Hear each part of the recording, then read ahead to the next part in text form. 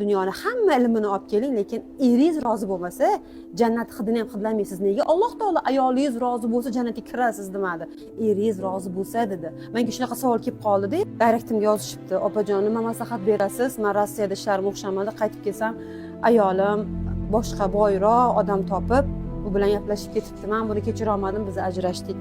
Alloh jazosini bersin deb rosa yozdim. Aytdim, unaqa qarg'amang, mayli hammasini o'zini Allohning zimmiga topshirib qo'ying dedim. Lekin ayollar yaxshilab o'ylab ko'ring. Payg'ambarimiz sollallohu alayhi vasallam Meroj kechasida nimani ko'rdim dedilar? Essiz.